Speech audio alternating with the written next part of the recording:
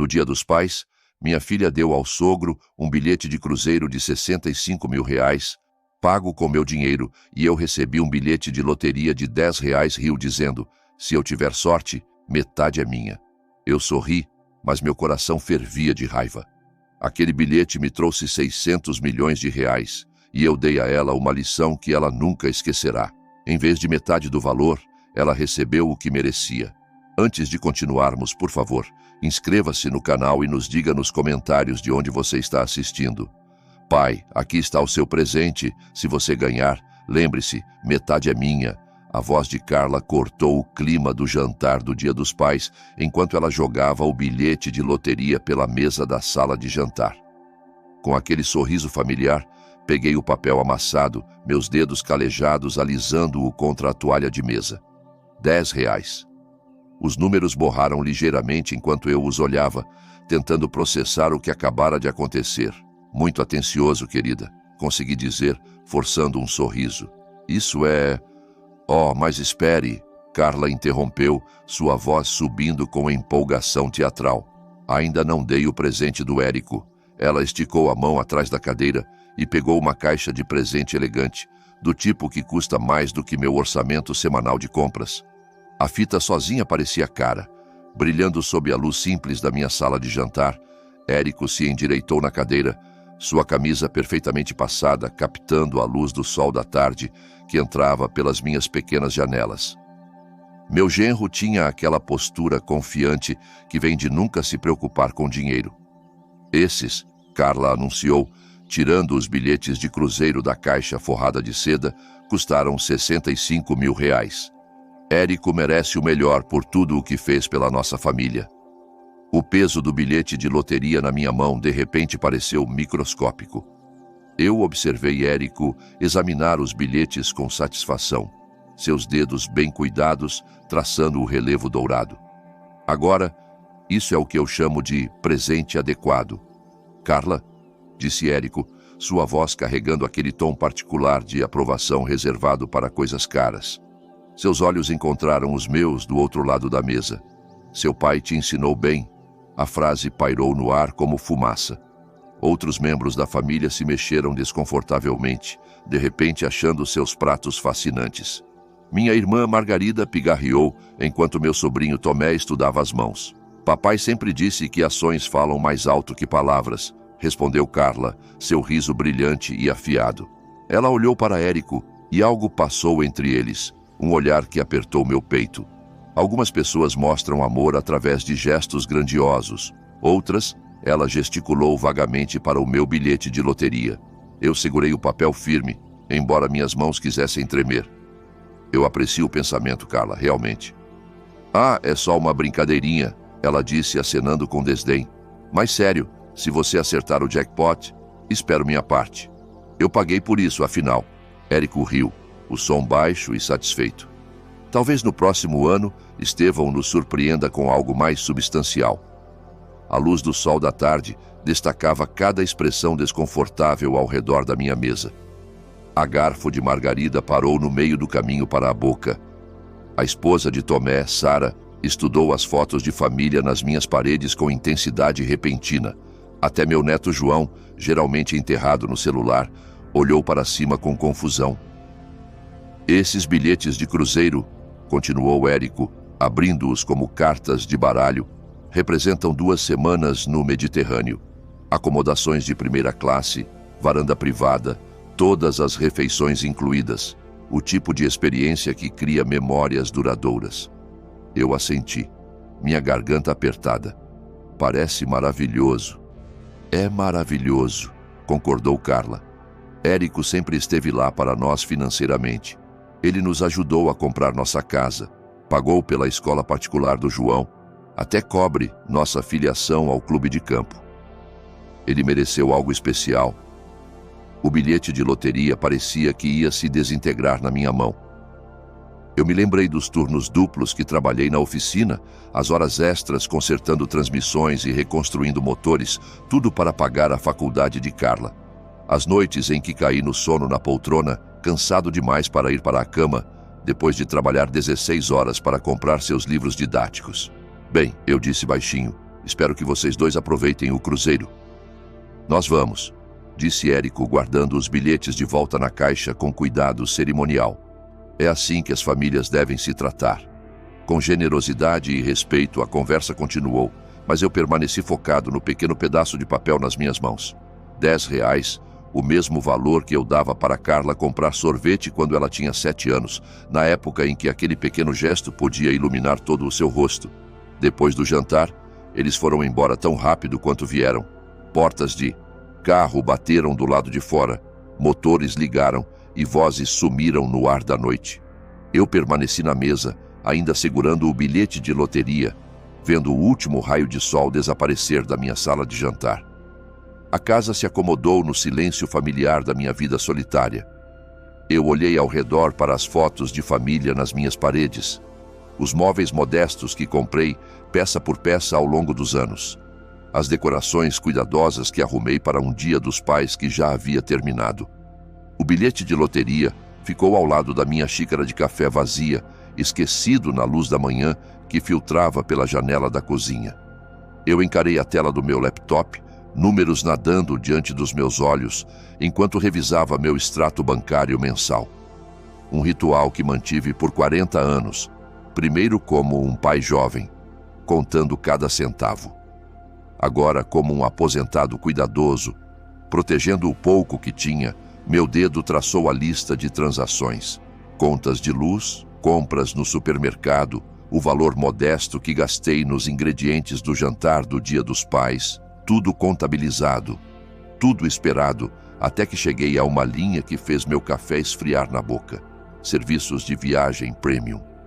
65.430. Eu pisquei, certo de que havia lido errado. O valor me encarou inalterado. Minhas mãos tremeram enquanto cruzei a data com meu calendário. Uma semana atrás, quinta-feira, eu não estava nem perto de uma agência de viagens. A realização me atingiu como um soco. Carla ainda tinha acesso autorizado à minha conta, uma precaução que configurei anos atrás, quando a mãe dela morreu em caso de emergências. Eu havia esquecido completamente disso. Meu telefone pareceu pesado nas minhas mãos trêmulas enquanto discava o número dela. Cada toque ecoou na minha cozinha quieta, misturando-se ao som do meu próprio batimento cardíaco. Alô, pai? Sua voz carregava aquele tom particular de polidez entediada que ela usava quando eu interrompia sua vida ocupada. Carla, estou olhando meu extrato bancário. Eu tentei manter a voz firme. Há uma cobrança de mais de R$65 mil da Serviços de Viagem Premium. Silêncio. Depois uma risada, leve e desdenhosa. Ah, isso? Eu comprei o cruzeiro do pai Érico. Ele merecia algo bom pela primeira vez. As palavras me atingiram como um tapa. Você? Você pegou R$65 mil da minha conta sem perguntar? Eu não peguei nada, pai. Usei dinheiro da família para um presente da família. Seu tom mudou, ficando ligeiramente defensivo. Você não gastaria mesmo. Está só parado lá. Carla, isso é roubo. Minha voz quebrou na palavra. Você me roubou. Não é roubo quando é dinheiro da família. Ela retrucou. Érico sempre esteve lá para nós financeiramente. Ele nos ajudou quando precisamos. Isso é só retribuir o favor. Eu apertei o telefone com mais força. Eu sou seu pai, Carla. Eu te criei. Trabalhei turnos duplos para pagar sua faculdade, E Érico nos ajudou a superar isso, ela interrompeu. Ele nos mostrou o que é sucesso real, o que significa ser generoso, viver bem, dar presentes significativos em vez de... Ela pausou e eu pude ouvir seu suspiro desdenhoso. Em vez de bilhetes de loteria, a crueldade na sua voz me deixou sem palavras. Essa era minha filha. A menininha que costumava dormir no meu colo enquanto eu lia histórias para dormir. A adolescente que chorou no meu ombro quando a mãe morreu. A jovem mulher que um dia me chamou de herói. Pai, você está aí? Estou aqui, sussurrei. Olha, eu sei que você está chateado, mas pense racionalmente. Érico mereceu isso. Ele é bem-sucedido. Contribuiu para o bem-estar da nossa família. Ele merece reconhecimento por tudo o que fez, e quanto a tudo o que eu fiz. Outra pausa. Quando ela falou novamente, sua voz estava mais fria do que nunca. Você fez o que os pais devem fazer. Érico foi além. A linha ficou muda. Eu encarei o telefone. O tom de descagem ecoando na minha cozinha vazia como um canto fúnebre. Minhas mãos tremeram enquanto o colocava na mesa. As mesmas mãos que a seguraram como bebê, ensinaram a andar de bicicleta, aplaudiram na sua formatura. Eu caminhei até minha mesinha de cabeceira e peguei o bilhete de loteria. A brincadeira de R$ 10 que ela jogou para mim como restos para um cachorro. Até esse presente patético havia sido comprado com meu próprio dinheiro roubado. A ironia era tão perfeita que quase me fez rir. Em vez disso, amassei o bilhete no punho e marchei para a lata de lixo da cozinha. O papel fez um baque satisfatório ao bater no fundo, juntando-se às borras de café e latas vazias que representavam minha vida simples, aparentemente sem valor. A casa pareceu menor de repente, as paredes mais próximas. Eu precisava de ar, precisava me mover, precisava estar em qualquer lugar, menos nesse lugar onde a traição da minha filha ecoava em cada superfície. Peguei meu casaco e saí. Pela porta, minhas pernas me levando pelas ruas familiares do meu bairro. O ar da manhã era fresco, cheio dos sons da vida suburbana. Cortadores de grama ligando, crianças brincando, vizinhos se cumprimentando por cima das cercas. A senhora Pereira acenou do seu jardim, suas mãos artríticas gentis com suas plantas de tomate. Manhã linda, Estevão. Sim, respondi automaticamente, embora o dia parecesse tudo menos lindo. Eu passei pela casa dos Henriques, onde Tom estava ensinando o neto a arremessar uma bola de beisebol. A risada do menino carregava na brisa, pura e descomplicada. Eu me lembrei de ensinar Carla do mesmo jeito, suas mãozinhas apertando a bola com determinação, seu rosto brilhante de alegria quando finalmente fez um arremesso perfeito. Quando isso mudou? Quando meu amor se tornou insuficiente, minha vida algo de que se envergonhar? As perguntas me seguiram pela Rua das Acácias, passando pelo mercadinho da esquina, onde comprei doces para Carla quando criança, passando pelo parque onde ela brincava nas tardes de verão. Cada memória parecia contaminada agora, vista através da lente do que ela havia se tornado. Meu telefone vibrou com uma mensagem de texto. Por um momento, esperança surgiu no meu peito. Talvez Carla tivesse reconsiderado. Talvez ela tivesse percebido o que fez. Pai, conversei com Érico sobre a situação do dinheiro. Ele acha que você está exagerando. Não é como se você precisasse disso para algo importante. Vamos te pagar de volta quando pudermos, talvez no Natal. Parei de andar. Li a mensagem de novo. Depois uma terceira vez. Quando pudermos. Como se R$ 65 mil fossem trocados, como se minha segurança financeira fosse negociável, como se eu devesse ser grato pela possibilidade de reembolso eventual. O telefone tocou antes que eu pudesse responder. O nome da minha irmã Margarida apareceu na tela. Estevão, você está bem? Carla me ligou. Disse que você estava chateado com alguma coisa de dinheiro. Ela roubou R$ 65 mil da minha conta, Margarida. As palavras saíram planas, sem emoção, para comprar um cruzeiro para Érico no Dia dos Pais. Silêncio. Depois, ela o quê? Ela ainda tinha acesso à minha conta. Usou para comprar um cruzeiro de R$ 65 mil para Érico. Me deu um bilhete de loteria de R$ 10 e disse que metade dos ganhos era dela. Jesus, Estevão, você tem certeza? Talvez haja algum erro. Ela admitiu. Disse que não era roubo porque era dinheiro da família. Eu ri amargamente. Ela disse que Érico mereceu porque foi generoso com eles. Ao contrário de mim, aparentemente. A voz de Margarida suavizou com o tipo de simpatia que fazia meu peito doer. Estevão, sinto muito. Não tinha ideia de que ela havia se tornado tão... nem sei como chamar. Cruel, eu disse simplesmente. Ela se tornou cruel. Nós conversamos por mais alguns minutos. Margarida oferecendo vir até aqui, ligar para Carla ela mesma, ajudar como pudesse. Mas não havia nada que ela pudesse fazer. nada que ninguém pudesse fazer. Minha filha me mostrou exatamente o que eu significava para ela, e nenhuma intervenção poderia mudar essa verdade. Eu caminhei para casa devagar, minhas pernas pesadas com uma exaustão que não tinha nada a ver com esforço físico. A casa parecia diferente quando entrei, menor, mais desgastada, marcada pelo tipo de pobreza que vem de ser vista através dos olhos desdenhosos de alguém. A lata de lixo na minha cozinha continha o bilhete de loteria amassado, um lembrete da brincadeira que iniciou todo esse pesadelo. Eu o encarei por um longo momento, lembrando o peso daqueles 10 reais na minha mão, a risada na voz de Carla enquanto o jogava pela mesa. Amanhã eu ligaria para o banco, revogaria o acesso dela à minha conta, tomaria as medidas que deveria ter tomado anos atrás. Mas naquela noite, eu sentaria na minha casa quieta e lamentaria a filha que perdi, o relacionamento que morreu em algum ponto do caminho sem que eu notasse. O bilhete de loteria permaneceu no lixo, esquecido e sem valor, enquanto eu lamentava algo muito mais valioso que já havia perdido. Mas a manhã seguinte chegou com o tipo de clareza brutal que segue uma noite sem sono. Eu sentei na mesa da cozinha, o café esfriando, enquanto encarava o número do banco escrito em um pedaço de papel. Minhas mãos pareciam firmes pela primeira vez em 24 horas. Banco Nacional, atendimento ao cliente. Aqui é Rebeca. Como posso ajudar?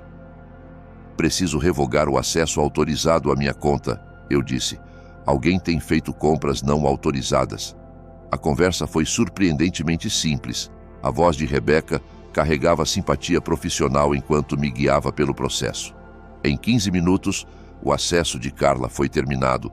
Novas medidas de segurança foram colocadas e eu senti algo que não experimentava em anos, a certeza sólida de me proteger.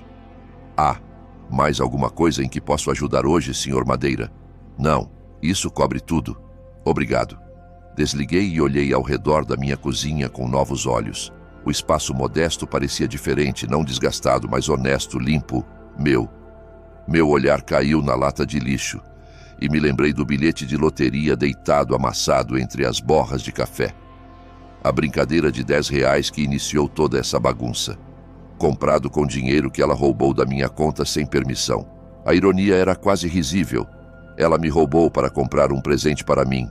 Depois reivindicou metade dos ganhos potenciais. Com uma raiva súbita e decisiva, peguei o bilhete e o alisei no balcão. Os números me encararam. 07, 14, 23, 35, 42, Mega 18. Memorizei-os, esses dígitos que representavam tudo de errado no meu relacionamento com minha filha. Depois, amassei o papel de novo e o joguei de volta no lixo, com mais força do que necessário. A manhã se estendia à minha frente, vazia e quieta. Eu precisava me mover, precisava limpar a cabeça, precisava estar em qualquer lugar menos nessa cozinha, onde a traição de ontem ainda ecoava nas paredes. Peguei meu casaco e saí, deixando meus pés me levarem pelas ruas familiares do meu bairro. O ar da manhã era fresco, cheio dos sons de trabalho honesto, cortadores de grama ligando, crianças brincando, vizinhos se cumprimentando por cima das cercas. A senhora Pereira estava no jardim de novo, suas mãos calejadas gentis com suas rosas.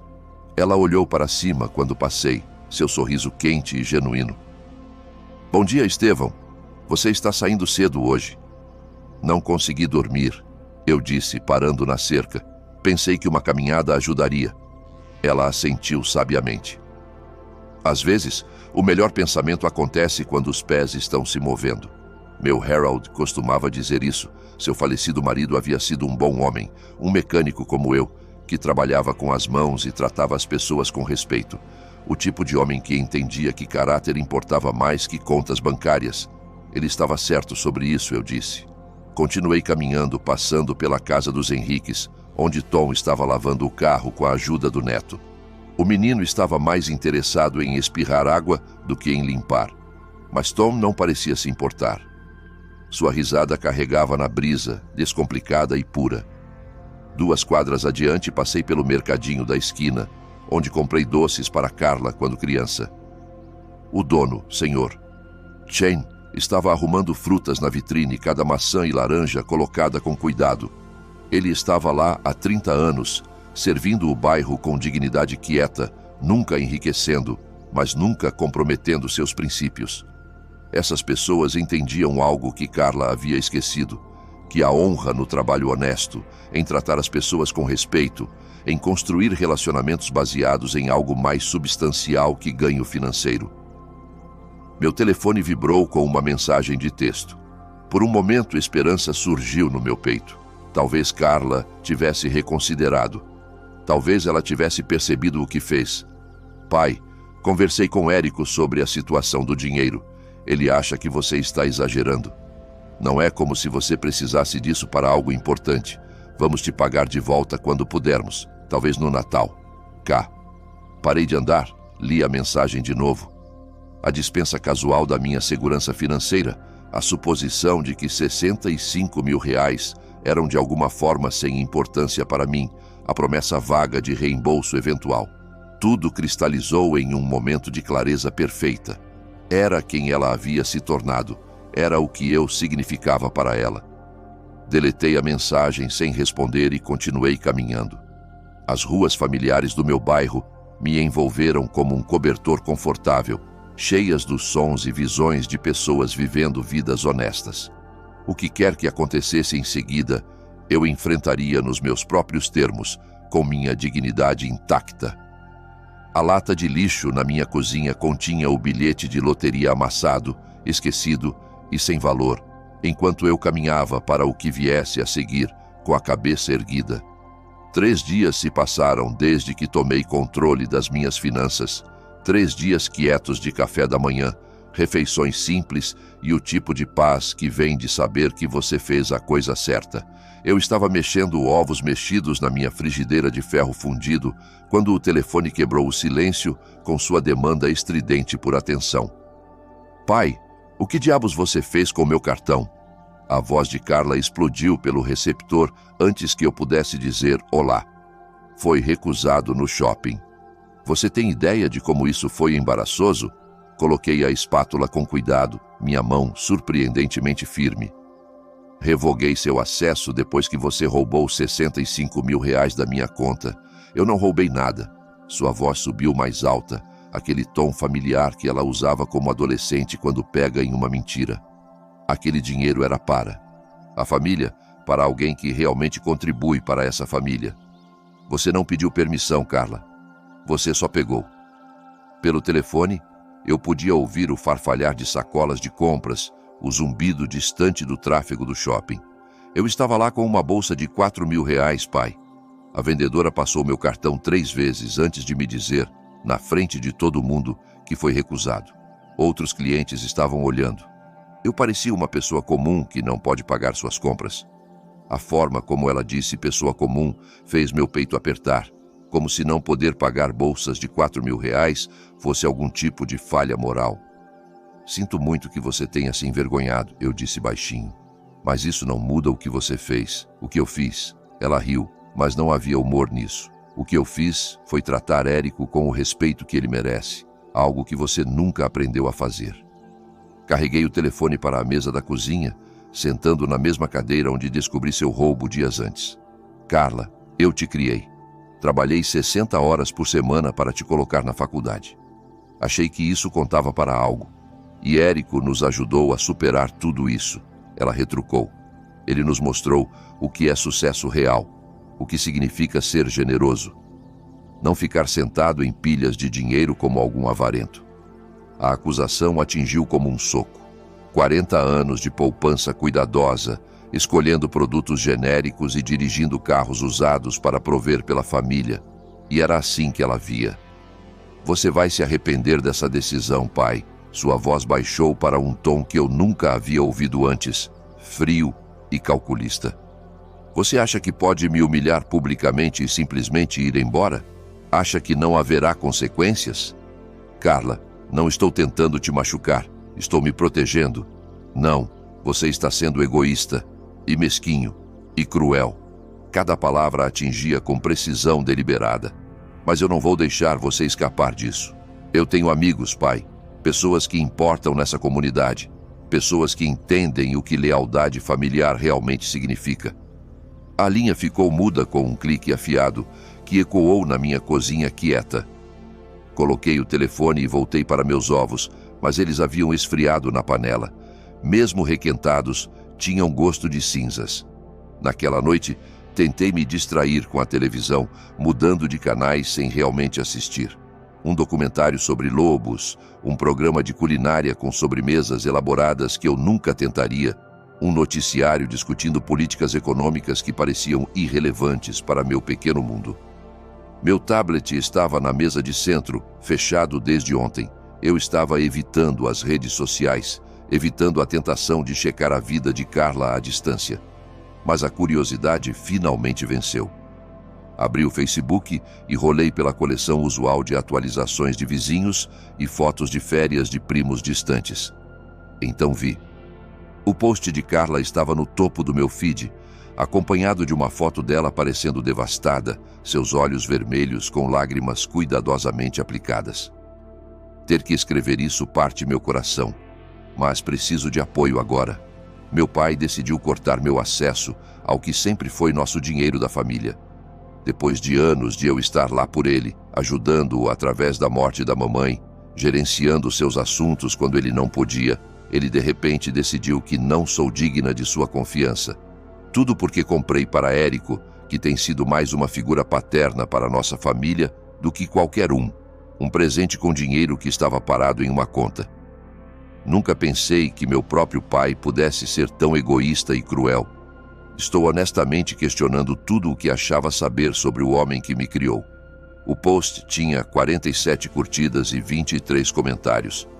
Rolei por eles, meu estômago revirando com cada resposta simpática. Meu Deus, Carla, sinto muito. Idosos podem se tornar tão paranoicos com dinheiro. Seu pai deveria ser grato por ter uma filha tão carinhosa. Isso é horrível. Érico é um homem tão maravilhoso. Ele mereceu esse presente. Seu pai está sendo ridículo.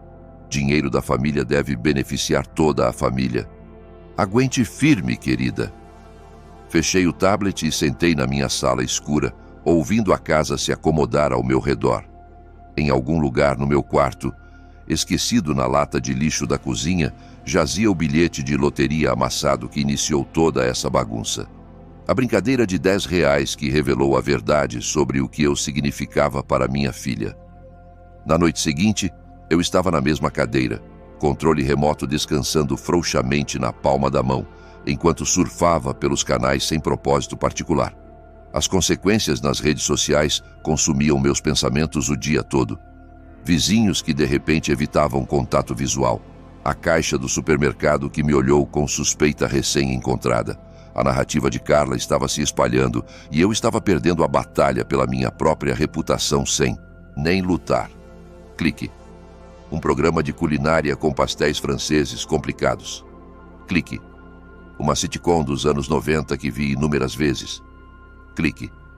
Notícias locais discutindo questões de orçamento da cidade. Clique. O programa de sorteio da Loteria Estadual. Boa noite, São Paulo. Bem-vindos ao sorteio da Mega Sena de hoje, onde temos um jackpot acumulado de R$600 milhões. Quase mudei de canal, mas algo na voz alegre do apresentador me fez pausar. Talvez fosse o absurdo disso. Aqui estava eu, sendo chamado de avarento ganancioso por proteger minhas modestas poupanças, enquanto alguém estava prestes a ganhar mais dinheiro do que eu poderia gastar em 10 vidas. Os números vencedores de hoje são... A voz do apresentador assumiu aquele tom cerimonial reservado para ocasiões momentosas. 7, 14, 23, 35, 42 e a mega é 18. Minha mão congelou no controle. Aqueles números soavam familiares, perturbadoramente familiares. Peguei uma caneta da mesa de centro e rabisquei os números no verso de um envelope, enquanto o apresentador os repetia. 7, 14, 23, 35, 42, mega 18. Meu coração começou a acelerar antes que minha mente acompanhasse totalmente. Eu conhecia aqueles números, havia visto eles recentemente, olhado para eles tempo suficiente para memorizá-los em um momento de raiva e ironia. O bilhete de loteria, o pedaço de papel amassado que joguei fora com nojo. 3 dias atrás, tropecei até a cozinha, minhas pernas instáveis. Abaixo de mim, a lata de lixo estava inocentemente ao lado do balcão, cheia do detrito da vida solitária, borras de café, latas vazias, restos de comida. Mergulhei as mãos na bagunça, cavando através de cascas de banana e toalhas de papel encharcadas, procurando um pequeno pedaço de papel que poderia mudar tudo. Meus dedos o encontraram perto do fundo, grudado no lado de um pote de iogurte. O bilhete de loteria manchado com borras de café e enrugado além do reconhecimento, mas ainda legível. Levei-o para a pia da cozinha e cuidadosamente lavei o pior da sujeira, minhas mãos tremendo enquanto o desdobrava. 7, 14, 23, 35, 42, mega, 18, perfeito. Cada número combinava. Sentei com força na cadeira da cozinha, encarando o bilhete danificado em descrença. A brincadeira de R$ 10 que Carla jogou para mim como restos para um cachorro. O presente que ela comprou com meu próprio dinheiro roubado e depois reivindicou metade.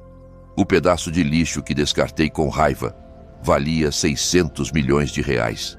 Liguei para a central da loteria com dedos trêmulos, seguindo as instruções automatizadas para verificar os números vencedores. A voz mecânica confirmou o que eu já sabia. Os números vencedores da Mega Sena de hoje são 7, 14, 23, 35, 42, com Mega 18. O valor do jackpot é 600 milhões de reais. Desliguei e olhei ao redor da minha cozinha modesta com novos olhos. Os eletrodomésticos desatualizados, o piso de linóleo gasto, a mesa simples onde comia minhas refeições solitárias, tudo parecia surreal. Como um set de filme prestes a ser desmontado e substituído por algo inteiramente diferente. O bilhete de loteria jazia na minha mesa, ainda úmido de sua resgate do lixo, ainda enrugado pela força da minha disposição raivosa. A voz de Carla ecoou na minha memória. Se você ganhar, lembre-se, metade é minha. Mal dormi aquela noite, alternando entre checar o bilhete de loteria pela 100ª vez e encarar o teto em descrença.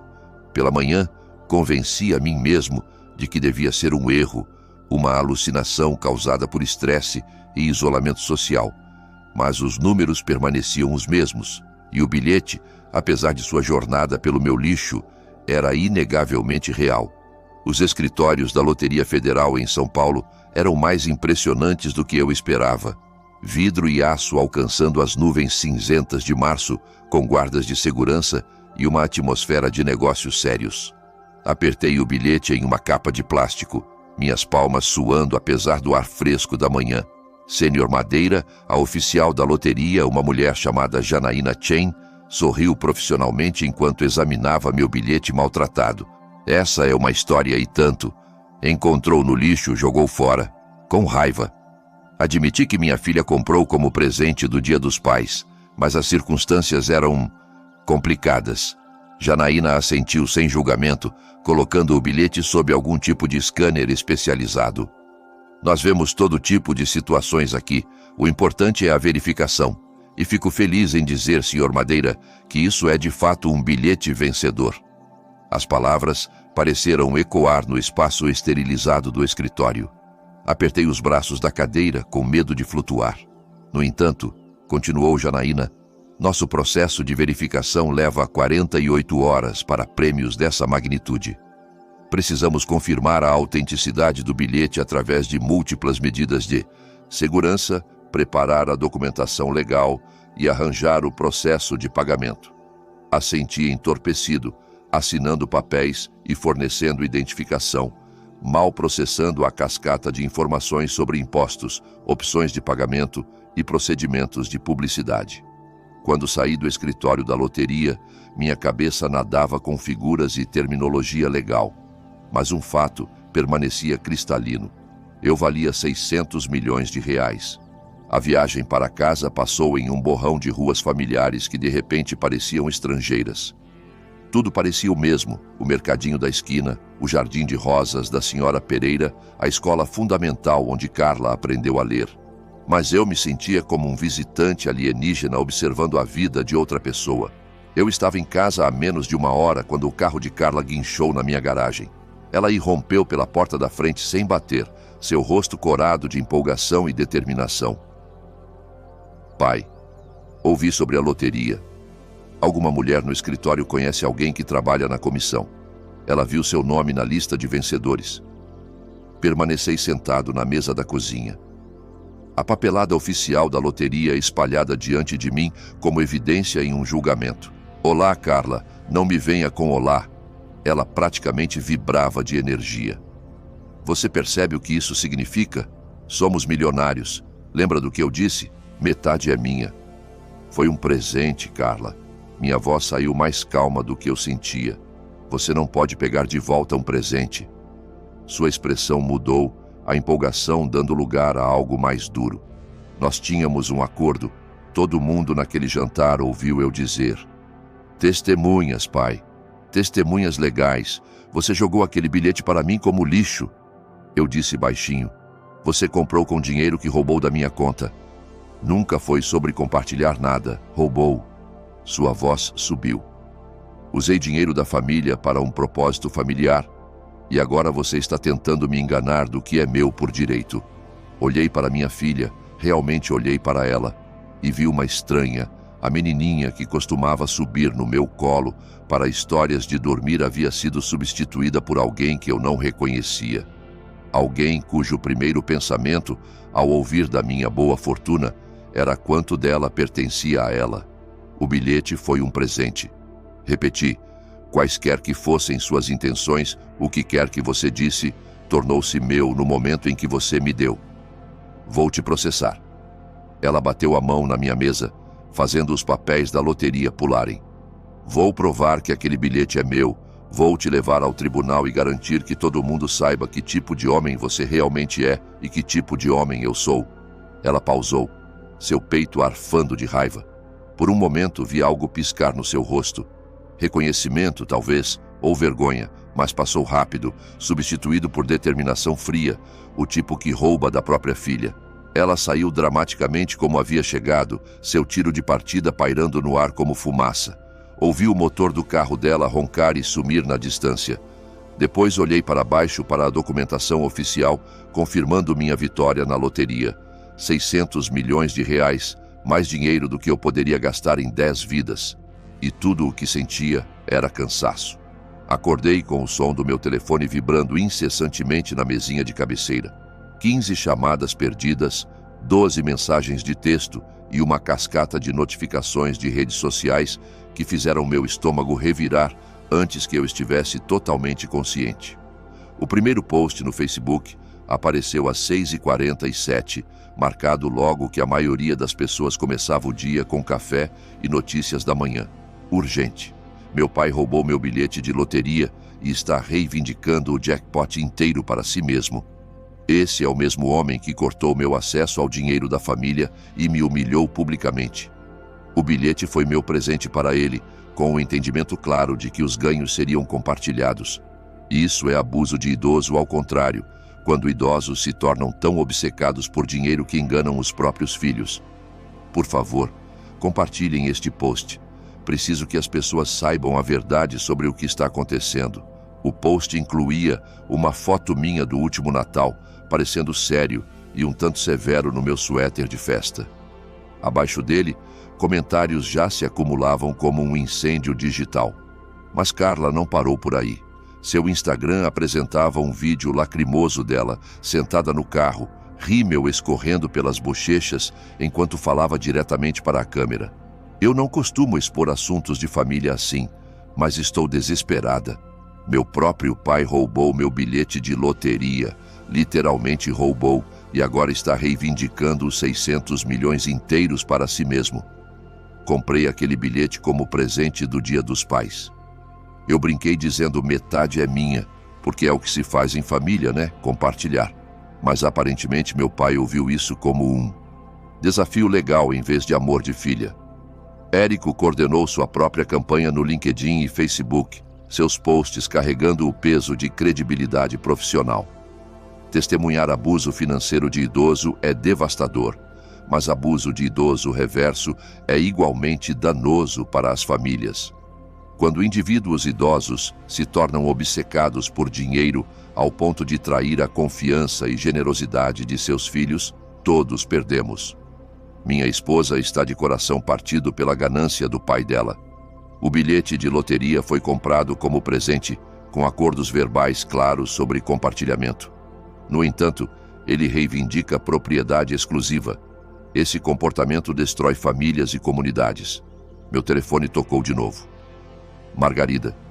Estevão. Pelo amor de Deus. O que está acontecendo? Minha vizinha acabou de ligar perguntando se você realmente roubou o bilhete de loteria da Carla. As redes sociais estão enlouquecendo. Expliquei a situação da forma mais simples possível, mas mesmo para meus próprios ouvidos, soava complicado. Sim, Carla comprou o bilhete. Sim, ela fez brincadeiras sobre dividir ganhos. Sim, eu realmente ganhei. Não, eu não acreditava que devia nada a ela. Mas Estevão, disse Margarida gentilmente, ela comprou para você. Com dinheiro que roubou da minha conta, lembrei a ela. Ao meio-dia, a história havia viralizado no nosso pequeno canto da internet. Grupos locais no Facebook ferviam com debates sobre lealdade familiar, obrigações legais e responsabilidades morais. O app de vizinhança próximo apresentava discussões acaloradas sobre o vencedor ganancioso da loteria na Rua das Acácias. Cometi o erro de ler comentários nos posts de Carla. Isso é nojento. Como um pai pode fazer isso com a filha? Advogados precisam se envolver? Isso é roubo puro e simples. Conheço essa família. A filha sempre foi tão generosa e bondosa. O pai sempre foi estranho com dinheiro. Time Carla. De jeito nenhum, um velho deve ficar com dinheiro que pertence à filha dele. A rede profissional de Érico também se mobilizou. Colegas da firma de investimentos dele compartilharam seus posts com comentários sérios sobre valores familiares e ética financeira. Seu círculo social compartilhado, pessoas que eu conhecia há anos, apoiavam publicamente a versão de Carla. Fechei meu laptop e caminhei até a janela da cozinha, olhando para o bairro que chamei de lar por 30 anos. 3 vizinhos estavam perto da minha caixa de correio, claramente discutindo a situação. Quando me viram na janela, dispersaram como crianças culpadas. Meu telefone vibrou com uma mensagem de um número desconhecido. Canal 6. Quer te entrevistar sobre a controvérsia da loteria. Pode nos ligar? Outra mensagem. Jornal de São Paulo, buscando comentários sobre disputa familiar de loteria. E outra, representação legal disponível para disputas de bilhetes de loteria. Consulta gratuita. Desliguei meu telefone e sentei na minha cozinha quieta. A papelada oficial da loteria ainda espalhada na minha mesa, como evidência da minha culpa. Do lado de fora, meus vizinhos sussurravam e especulavam. Seu julgamento entregue através de comentários nas redes sociais e distâncias cuidadosas. A ironia não me escapou. Eu valia 600 milhões de reais e nunca me senti mais sozinho na vida. A luz da manhã filtrava pela janela da minha cozinha, enquanto espalhava cópias impressas dos posts de Carla nas redes sociais pela mesa, como evidência em um julgamento.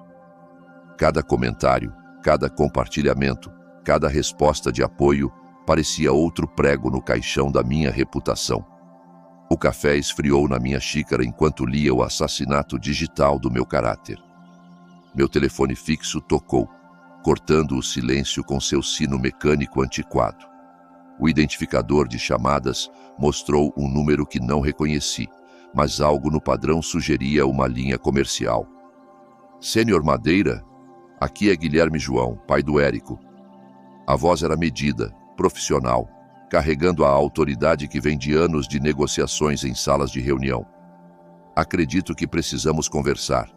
Apertei o receptor com mais força. Não tenho certeza do que há para discutir, Sr. João. Há bastante, na verdade. Uma pausa. Depois. Podemos nos encontrar esta manhã, digamos, no restaurante do Mário na Quinta Avenida em 1 hora?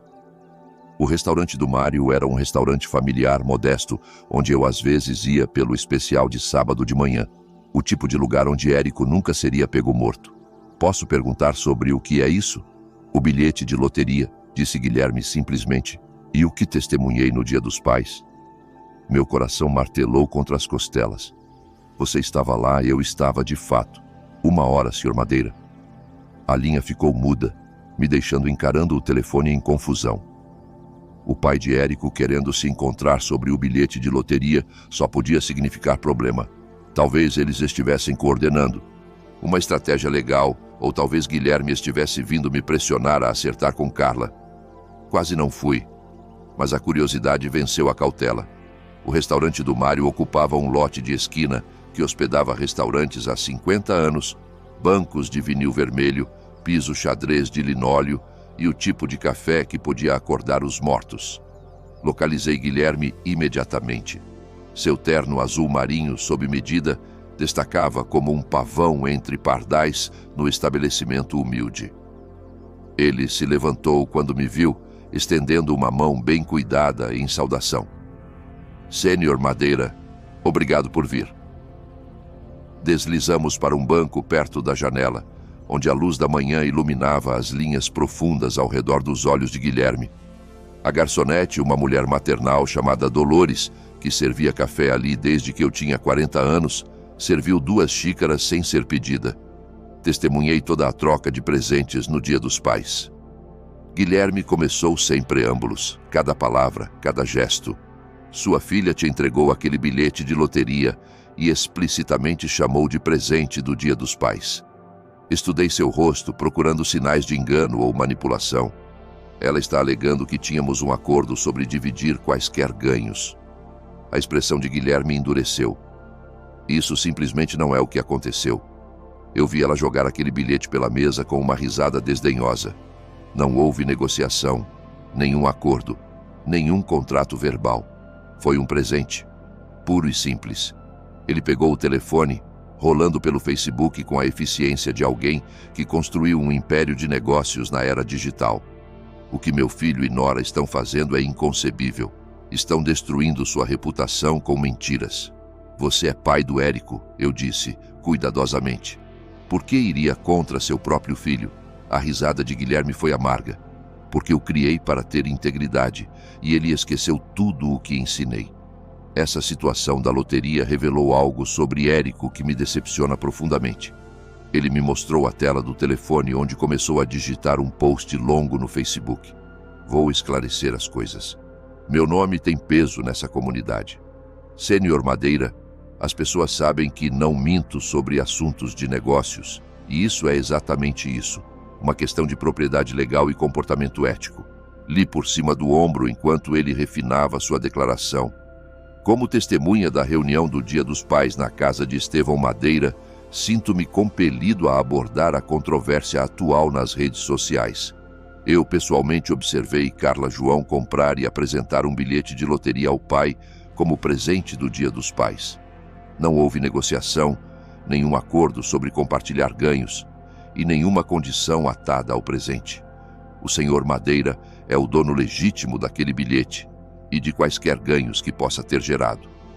A campanha atual nas redes sociais contra ele é baseada em informações falsas, e não posso permanecer em silêncio enquanto a reputação de um bom homem é destruída por membros da minha própria família. Você não precisa fazer isso, eu disse baixinho. Sim, preciso. O dedo de Guilherme pairou sobre o botão de postar. Meu filho esqueceu o que significa ser um homem de honra. Talvez a humilhação pública o lembre. Ele postou a declaração e imediatamente seu telefone começou a vibrar com notificações. Em minutos, comentários apareceram de pessoas na comunidade de negócios de São Paulo, colegas que conheciam a reputação de Guilherme por honestidade e negociação justa. Isso muda tudo. Suspirei, vendo a maré da opinião pública mudar em tempo real. Guilherme guardou o telefone e me olhou diretamente. Sênior Madeira, construí meu negócio na integridade. Não posso assistir meu filho destruir esse legado com mentiras e manipulação. Sentamos em silêncio confortável, vendo pessoas normais seguirem suas rotinas de sábado de manhã. Famílias pedindo panquecas, casais idosos compartilhando o jornal, adolescentes mandando mensagens enquanto os pais tentavam envolvê-los em conversa. a vida continuando normalmente enquanto meu mundo se transformava. A verdade tem um jeito engraçado de surgir, disse Guilherme finalmente. Às vezes, só precisa da pessoa certa para falar. Nós nos apertamos as mãos fora do restaurante, seu aperto firme e tranquilizador. Enquanto ele caminhava para seu Mercedes preto, permaneci ao lado do meu sedã modesto, sentindo algo que não experimentava em semanas: esperança. 2 semanas depois, a ligação que eu esperava finalmente veio. Sênior Madeira, aqui é Janaína Chen, da Comissão da Loteria Federal. Seu processo de verificação está completo e gostaríamos de convidá-lo para nossa cerimônia formal de apresentação do cheque amanhã de manhã. Uma cerimônia? Perguntei, ainda processando a magnitude do que estava acontecendo. Oferecemos aos vencedores a escolha entre uma reunião privada e uma apresentação pública, dado o interesse recente. No seu caso, pensamos que você poderia preferir a transparência de uma cerimônia pública. Pensei na campanha de Carla nas redes sociais, nas conversas sussurradas que me seguiam pelos supermercados, nos vizinhos que não faziam mais contato visual. Sim, gostaria da cerimônia pública. Excelente, às 10 da manhã na nossa sede em São Paulo haverá mídia presente. Então vista-se apropriadamente. E Sr. Madeira, parabéns, isso vai mudar sua vida. Naquela noite, arrumei minhas melhores roupas, um terno azul marinho que comprei para o funeral da minha esposa 8 anos atrás. Uma camisa branca que ainda tinha as bordas crocantes de passagem profissional. E a gravata que Carla me deu no Natal 5 anos atrás, antes de tudo mudar. O escritório da loteria fervia de atividade quando cheguei. Equipes de televisão ajustavam equipamentos de iluminação, fotógrafos testavam ângulos e oficiais da loteria corriam com pranchetas e documentos oficiais. Senti como um ator que vagou para o set de filme de outra pessoa. Sênior Madeira, Janaína Chen se aproximou com um sorriso quente. Pronto para se tornar um milionário? A cerimônia real foi surpreendentemente formal. Um fundo com o logo da Loteria Federal, um cheque oversized que precisava de 2 pessoas para segurar e flashes de câmera suficientes para iluminar um estádio. Quando Janaína me anunciou como o vencedor do jackpot de 600 milhões de reais, os aplausos pareceram surreais. Isso certamente é inesperado, eu disse no microfone, minha voz se saindo melhor do que esperava. Planejo usar essa bênção de forma responsável para ajudar outros, perseguir sonhos que pus de lado e viver com dignidade. As perguntas dos repórteres vieram rapidamente. Como se sentiu ao ganhar? Quais são seus planos? Vai parar de trabalhar? Respondi o mais honestamente possível, focando em gratidão e responsabilidade em vez do drama familiar que me trouxe aqui. Então, através da multidão de pessoal da mídia, eu os vi. Carla e Érico empurraram pela multidão, seu rosto corado de determinação e desespero. Ela usava o tipo de roupa que reservava para ocasiões importantes, um vestido de grife que provavelmente custava mais do que minha pensão mensal. "Pare!" ela gritou, sua voz cortando o clima profissional como uma faca. "Aquele é meu bilhete. Nós tínhamos um acordo." O pessoal de segurança se moveu imediatamente, mas a voz de Carla carregou sobre a intervenção deles. "Todo mundo aqui precisa saber. Aquele bilhete era meu. Ele está roubando da própria filha." As câmeras, que estavam focadas em mim e no cheque cerimonial, viraram para a comoção. Era o tipo de drama que a notícia de TV vivia. "Senhora, você precisa se afastar da área da cerimônia." Um guarda de segurança disse firmemente, mas educadamente. Olhei diretamente para Carla, me sentindo mais calmo do que em meses. "Carla, por favor, não faça isso aqui." Mas ela estava além da razão, gesticulando selvagemente enquanto Érico tentava puxá-la de volta. "Eu comprei aquele bilhete. Eu disse que metade era minha. Todo mundo naquele jantar ouviu." Um repórter empurrou o microfone para mim. "Sênior Madeira, pode comentar sobre essa disputa familiar?" "O bilhete foi um presente do Dia dos Pais da minha filha", eu disse claramente. Minha voz firme apesar do caos se desenrolando por perto. O senhor Guilherme João, que estava presente no jantar, já confirmou as circunstâncias daquele presente. É só isso. "O que planeja fazer com o dinheiro?" Perguntou outro repórter. Pensei em Carla gritando ao fundo nos meses de manipulação e traição, nos anos que passei permitindo seus piores impulsos por amor equivocado. Planejo ajudar outros que merecem, eu disse. Quero começar um negócio que sonhei por anos e pretendo viver com o tipo de integridade que torna uma pessoa digna de boa fortuna. A cerimônia concluiu com apertos de mão e papelada oficial. Enquanto Carla e Érico ficavam ao lado do BMW deles no estacionamento, discutindo entre si, eu podia ver os gestos de Érico ficando mais animados, sua voz subindo para combinar com a dela.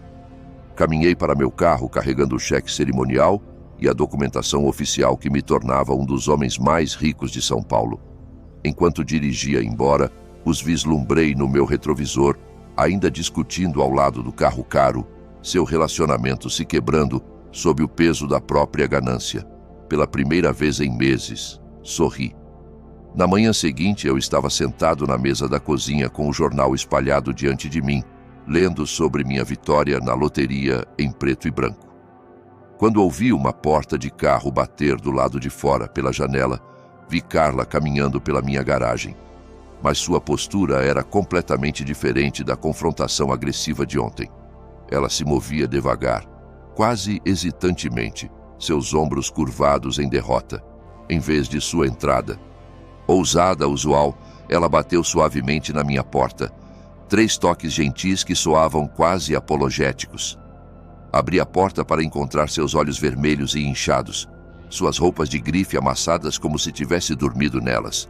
Pai, podemos conversar, por favor? Meus instintos paternais se agitaram, apesar de tudo o que aconteceu. Entre, Carla. Ela me seguiu até a sala, perchando na borda do sofá como um pássaro pronto para voar. Suas mãos se torciam no colo, enquanto olhava ao redor do espaço modesto que um dia foi sua casa de infância. Sinto muito pelo ontem, ela começou, sua voz mal acima de um sussurro. Eu estava só sobrecarregada e assustada. Não estava pensando claramente. As lágrimas vieram então, escorrendo pelas bochechas com precisão praticada. Érico tem me pressionado tanto sobre dinheiro ultimamente. Nossas finanças estão piores do que contei a qualquer um. Não sabia para quem mais recorrer. Sentei na minha poltrona reclinável, mantendo distância cuidadosa entre nós.